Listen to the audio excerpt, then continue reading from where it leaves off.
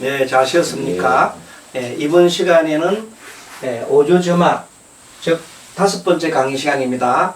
그리고 십성 핵풀이 핵심을 중심으로 해서 살펴보겠습니다.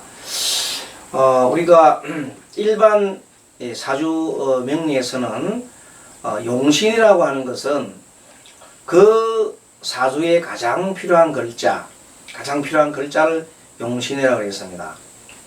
예를 들어서 신강한 사주에서는 너무 강하기 때문에 바란스를 맞추기 위해서 식상과 재성과 인성을 용신으로 거주했었고, 또 신약한 사주에서는 워낙 인성과 비급이 약하기 때문에 인성과 비급을 글자로 써서 용신을 정했습니다. 그런데 이 오주 점학에서는 그런 용신을 쓰는 것이 아니라 목적 용신이라는 말을 씁니다. 목적 용신. 목적 용신이 뭐냐는 것은 내가 예를 들어서 재물에 대해서 알고 싶다. 또 사업을 하고 싶다 하면은 재성의 동태를 살핀다. 그러니까 어떤 그 십성을 중심으로 살피는 걸 말합니다. 그래서 그 질문하는 내용에 따라 가지고 사업을 묻는다면 여기다가 재성을 중심으로 살펴라. 그래서 재성이 목적 용신이 됩니다. 또 성진 문제를 물어보면 성진은 정관을 중심으로 해서 살펴보면 되겠습니다. 만약에 정관이 인성을 생한다면 관인상생이죠. 관인상생, 상생의 구조가 되면 매우 좋습니다. 자, 공부도 마찬가지로 공부도 일단 정관을 주로 살피고 그 다음에 정인을 살핍니다. 자, 그 다음에 병은 환자 입장에서는 편인입니다. 편인. 특수분야 또 이런 분야이기 때문에 편인을 주로 살피고, 병원장의 입장에서는 사업이잖아요. 그 사업이니까 재성을 살펴야 됩니다. 그 경우에 따라 가지고 학교도 학생 입장에서 배움이니까 역시 인성이죠. 인성 정인이나 편인이나 마찬가지입니다.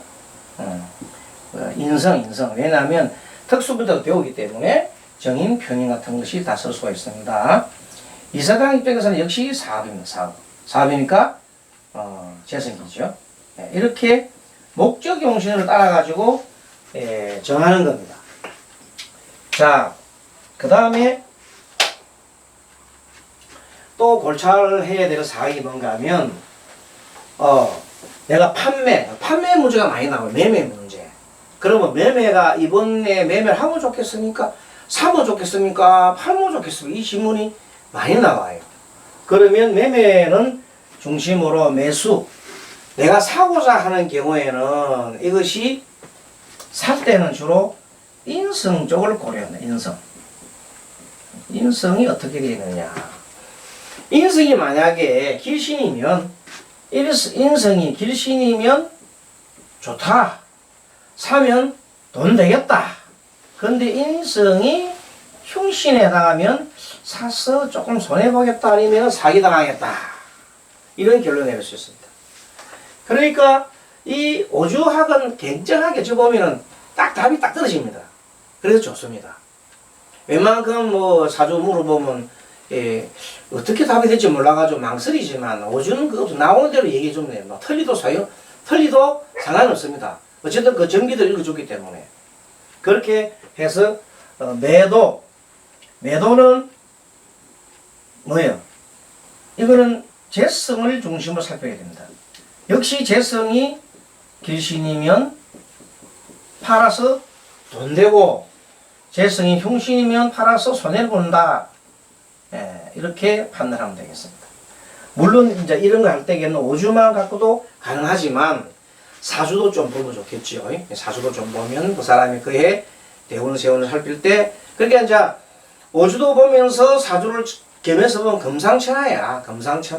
그런데 그게 일치되면은 거의가 틀림없다 보면 됩니다. 자신이 확실하단 말이에요.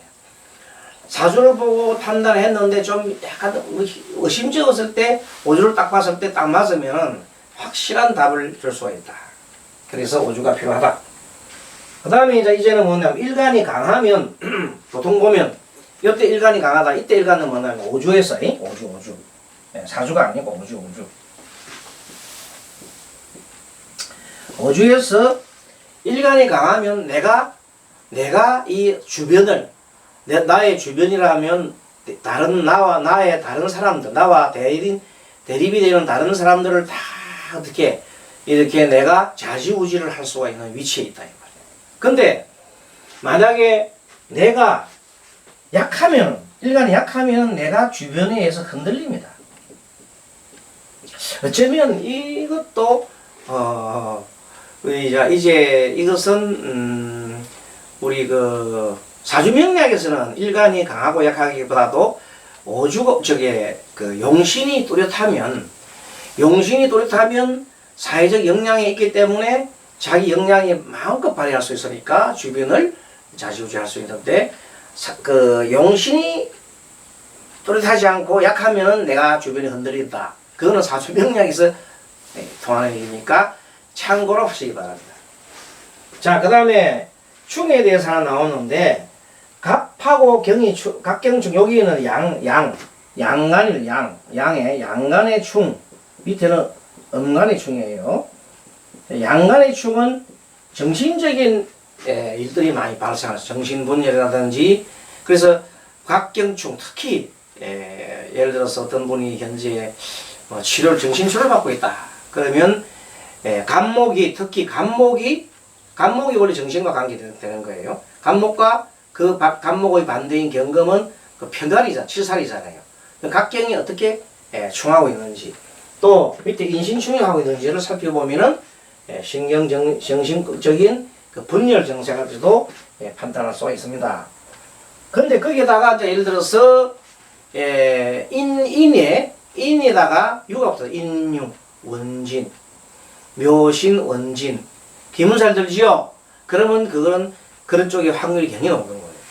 여기다가 원진살, 특히 기문살, 원진살 붙으면 그래서 요 갑경인신 특히 이제 요 기문사가 또 원진살은 이제 밑에 지지거든요. 요와 관계돼서 주변에 묘신 원진이나 여기 보면 인유 원진이나 이런 것들이 오면 좀 잘 살펴야 돼요.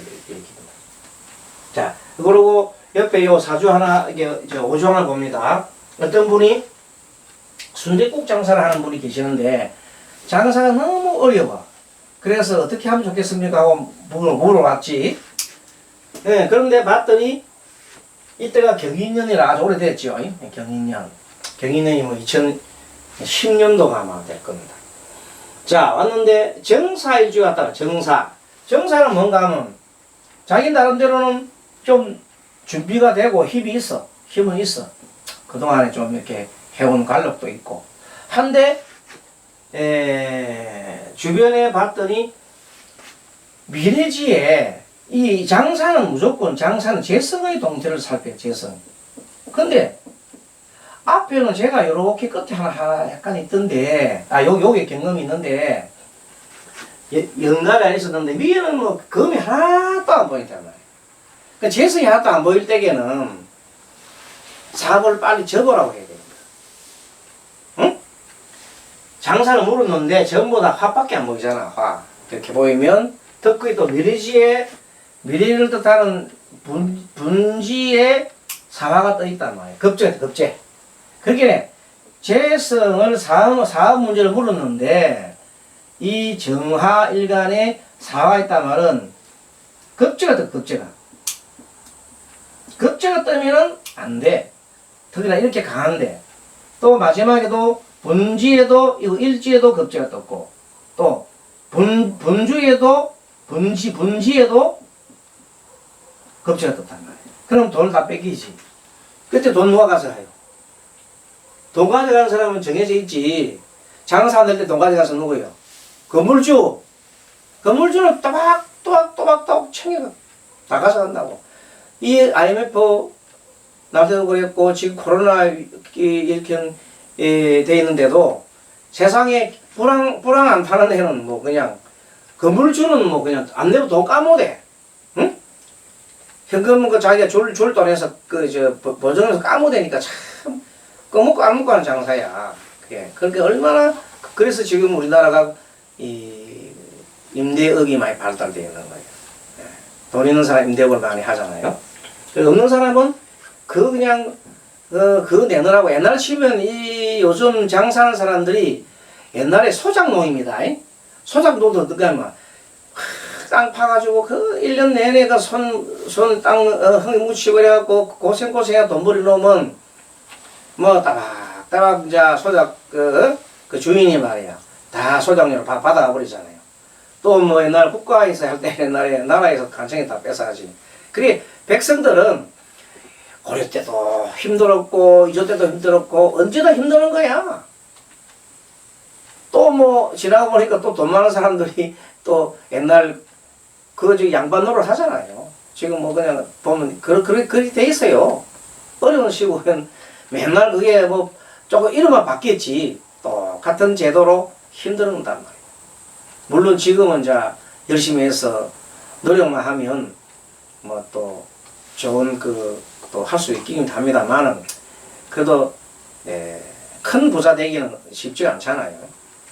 자, 아무튼 이분한테는 자 빨리 접어보라. 빨리 접고 어떻게 해야 될지 접었을 때는 빨리 안 돼. 빨리 접고 뭐 해야 된다. 그냥 일반 직장을 구해봐라. 예전에 어떤 분이 오셔가지고 상담을 하는데 중국 분이에요. 중국 이성인. 자 중국 구리는 괴포인데 남은 밑에 일 막 열심히 하다 보니까 그 자기 사장하는 거 돈 막 버리잖아요. 그거 보니까 얼마나 부러워요. 그래서 나도 내가 직장 차릴 때서 차려서 해봤더니 장사가 쉽게 안 되는 거예요. 그래 그것도 뭐냐면 또 돈을 빌려가 있잖아요. 그 이사 나가지고 이렇게 안 돼가지고 6개월도 안 돼가지고 또 이거 그만둬야겠다고 또 오는 거예요. 참 딱한 노릇이요. 그만둬도 해놔놓고 또 다른 걸 또 벌려.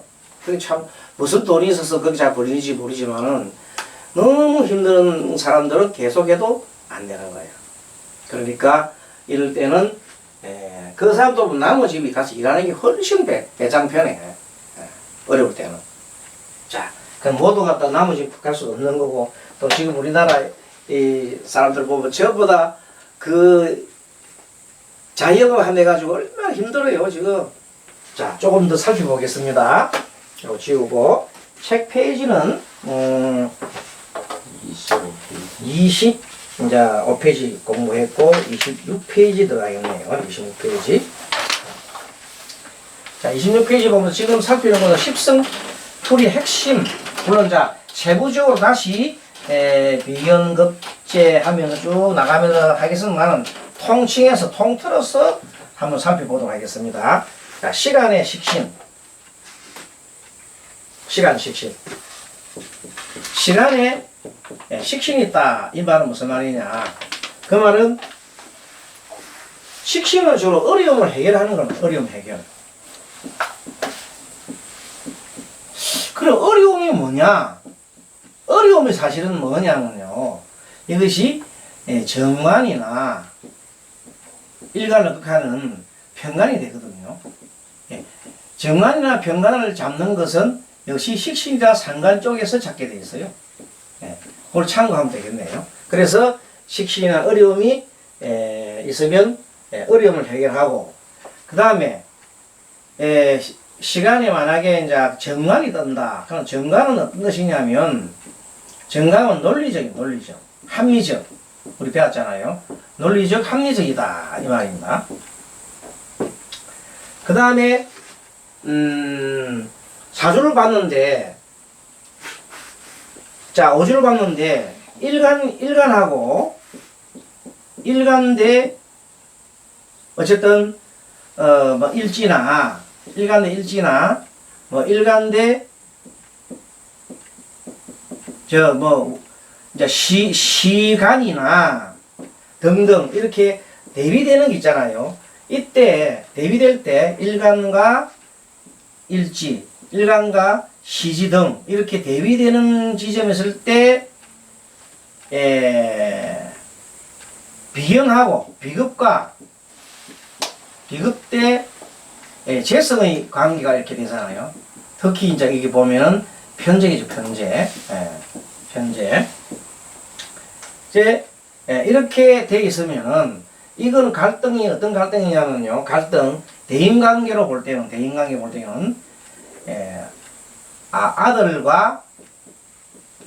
아들과 아버지의 관계입니다. 아버지 우리 이제 그거는 자평 명리를 통해서도 이런 관계를 알잖아요. 아버지의 아들과 아버지의 관계를 말한다. 그런데 이 관계가 어떤 수준이냐면 거의 전쟁 수준이다. 전쟁 수준. 오주에서 나타날 때는 지금 전쟁 수준이다. 이것이 전쟁 수준이다. 이것이 만약에 원래 일간과 일진대 일간과 월간에 있었다 그러면은 이거는 과거에 아버지와 사이가 그렇게 안 좋았다 이렇게 되는 겁니다. 그 다음에 그 일간이 심각해요. 일간이 매우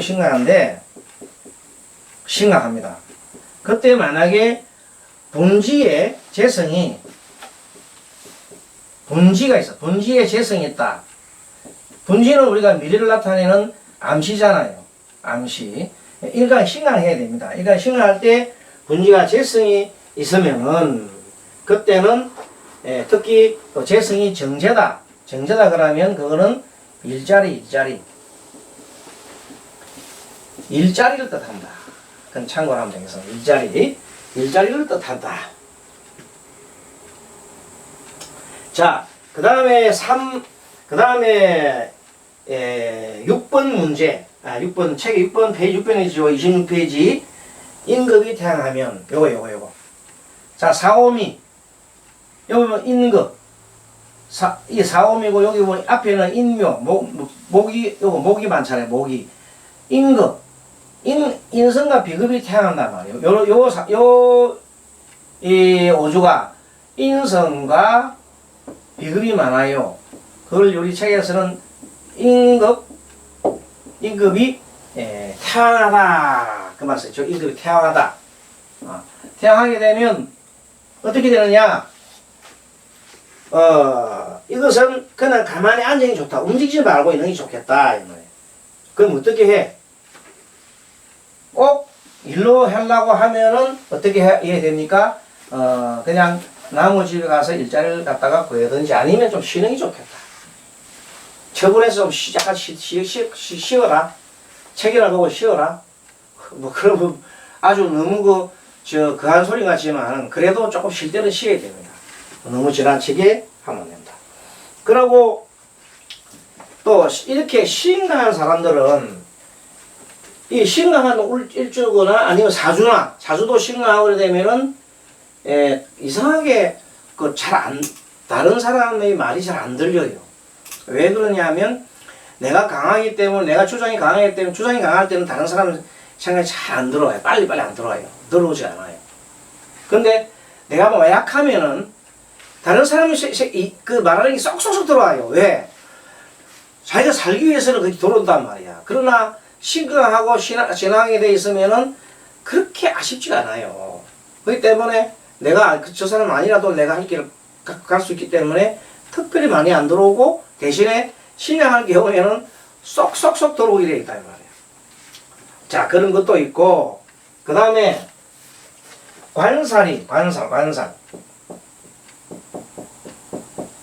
관살이라면 정관과 평관이죠. 정관과 평관입니다. 이 관살이 없거나 아니 사주에 없거나 약하면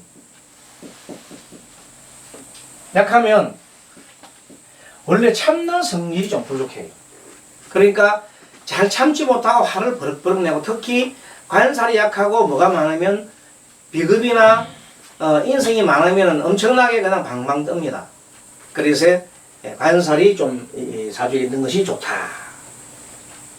그 다음에 사주가 보면 십성이 봐서 엄청나게 신량한 사주가 있어요. 이게 오주 자체도 오주예요. 오주를 봤는데도 매우 뭐가 약해요? 영양이 일간 영양이 아까 비하잖아요. 명량이 매우 약해. 이럴 경우에 우리가 풀어줘야 될 개운법이 있어요. 우리는 이렇게 이 명리도 오주점학이지만 사실은 앞에 붙이면 개운이에요. 개운 우리가 점학이에요. 개운 오주 점학이에요. 그러니까 영양이 매우 약한 사람들한테는 어떻게 이 사람을 개운을 해줘야 되느냐 하면 역시 그 사람이 믿음 정신적인 믿음이 있어야 돼요. 믿음을 줘야 돼요. 그래서 기도를 권하는 것이 참 좋습니다. 기도를 권해라. 사주가 약하든 오주가 약하든 때는 특히 기도를 통해서 그것을 해줘야 됩니다. 그래서 이때 기도도 권하고 마음 공부도 이렇게 시켜주면 됩니다. 마음 공부를 시켜주면 되겠습니다. 자, 그 다음에 십성을 봤던데 일주 중심으로 살핀다 그랬잖아요. 갑신이라는 일주가 있어요. 갑신. 또 을류라는 일주가 있어요. 이렇게 지지에 편관이 이렇게 배치가 되어 있으면 그때 그 사람의 상황 일주는 그날 당일날 그 문자의 상황을 나타냅니다. 상황. 이때 굉장하게 어려운 상황이다. 고단한 상황이다. 힘든 상황이다. 그런 상황에 물어보러 옵니다. 자, 요런 것도 충분하게 알 수 있고, 그 다음에 사람이 신약한데 사주도 공통됩니다만 신약한 사람이 사주에 신약하면 원래 뭐가 있어야 됩니까? 우리 사주에는 보면 인성이 있어야 됩니다. 인성이 있어야 되는데 이 오주에도 신약한데 인성이 없어. 사주에도 인성이 없더란 말이야. 인성이 없으면 뭐냐면 주변에서 도와주는 사람이 없어. 도와주는 사람이 없다는 거야. 다른 말로 말하면 인덕이 부족하다 이렇게 얘기하면 됩니다. 그래서 주변에 참으로 인덕이 부족한 사람들이 많아요. 그래서 인덕이 부족한 사람에 대해서 옛날 부처님 당시에 부처님께서 있을 때 한 여인이 와서 부처님한테 묻습니다. 부처님, 저는 정말 왜 인덕이 없습니까? 저 주변에 저를 도와주는 사람이 아무도 없고 너무나 저는 현재 외톨이로 이렇게 그것도 가난하게 너무나 찌들리는 삶을 살면서 이렇게 살아가도 하루로 밥 3끼 먹기가 힘듭니까? 하고 부처님이 한테 말씀하셨죠. 그때 부처님이 말씀하신 내용이 뭐냐면 그대는 덕을 쌓은 것이 없기 때문이에요. 적기 때문이에요. 덕을 쌓은 것이 있어야 통장에 덕이 들어있어야 끄집어내 써먹지. 덕을 쌓은 게 없는데 어떻게 잘 살기를 바라겠느냐. 그 인과응보란 것입니다. 그러면 그래서 그 여인이 이제 그냥 하소연합니다. 그러면 부처님 저는 이렇게 살다 가야 됩니까? 하고 막 울부짖습니다. 그랬더니 부처님이 그렇지는 않다. 지금이라도 한만 돌이켜서 덕을 베풀어라 그랬거든요. 그러니까 그 사람이 한 얘기가 부처님 저는 덕 베풀 게 아무것도 없습니다. 저는 돈도 하나도 없고요. 가진 게 아무것도 없습니다. 그래서 부처님한테 울면서 그럽니다. 그랬더니 부처님이 웃으며 그 얘기를 하면서 아니다. 그대는 가진 것이 아직도 많다 그래요. 내가 뭐가 가졌습니까? 하고 막 따졌더니 그대는 마음을 가지고 있지 않느냐. 마음. 그래서 눈이 동그래가지고 그 마음이야 다 가지고 있죠. 그래. 다른 이들이 만약에 착한 일하고 좋은 일을 할 때에 똑같이 다른 사람과 똑같은 마음을 기뻐해줘라. 그러면은 그 사람과 똑같은 인덕을 덕을 쌓을 수 있다는 겁니다. 마음만 그래 내도 또 그 다음에 다른 사람이 어려움에 처했을 때 어머니 같은 마음으로 상대를 뭐래요? 포근하게 감사를 줘봐라. 돈 한 푼 들리지 않고 그 사람들 갖다가 편안하게 해줄 수 있으니까 그 얼마나 큰 덕이냐. 그래서 웃음, 그 미소 짓는 것도 복이요.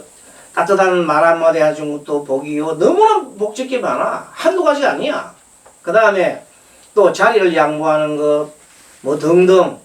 정말로 또 할머니 같은 사람한테 지팡이가 돼주는 거. 내가 눈이 돼가지고 장님한테 가서 내가 길을 안내해주고 할머니들한테 지팡이 돼서 어지치가 해주고 노인들하고 말벗 대주고 그것만 해도 큰 복이단 말이야. 그렇게 쌓다 보면 자동적으로 그대가 먹을 그런 내용들이 생기게 된다. 그게 사실이거든. 근데 대개는 보면 이 사주를 보나 오주를 보나 딱 보면 신약한데 재성이 엄청 많아.